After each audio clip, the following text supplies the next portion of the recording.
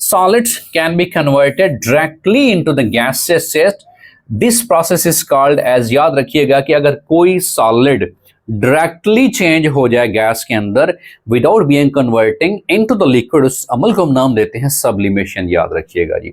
सो sublimation क्या है कि कोई एक सॉलिड वो डायरेक्टली तब्दील होता है किसके अंदर, गैस के अंदर, without being converting into liquid, वो लिक्विड में कन्वर्ट नहीं होता, उस अमल को क्या नाम देते हैं, सब्लिमेशन नाम देते हैं। याद रखिएगा। जैसे यहाँ पे सॉलिड स्टेट है और ये डायरेक्टली क्या हो रहा है, गैस में तब्दील हो रहे हैं, तो उस अमल को क्या नाम देंगे, that is called as sublimation. याद रखिएगा जी।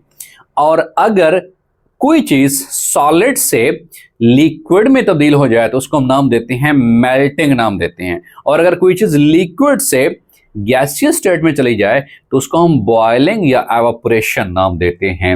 जैसा यहाँ पे बताया गया है कि सॉलिड चेंज हो जाए डायरेक्टली गैस में, that is called as sublimation. अब एवापोरेशन क्या होता है, लिक्विड अगर चेंज हो जाए गैस के अंदर, इसको क्या नाम देते हैं, एवापोरेशन नाम देते हैं, या इसको वेपराइजेशन भी कहते हैं इन केमिस्ट्री के टर्म में या साइंस के टर्म में। लिक्विड अगर कोई तब्दील हो जाए वो गैस या वेपर्स के अंदर, that is called as the evaporation और द वेपराइजेशन एज वेल।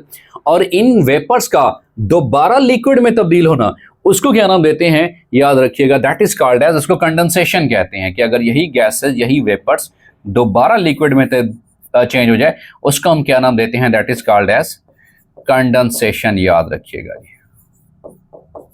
और अगर लिक्विड तब्दील हो जाए सॉलिड में तो उसको हम क्या नाम देते हैं, that is called as the freezing.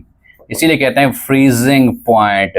सो जब भी कोई सॉलिड डायरेक्टली चेंज हो जाए गैस के अंदर without being converting into a liquid, that process is called as, उसको हम सब्लिमेशन कहते हैं। और जब कोई लिक्विड गैस में तब्दील हो जाए वेपर में, that is called as the evaporation और वेपराइजेशन। दोनों अमल जो है वो ठीक है।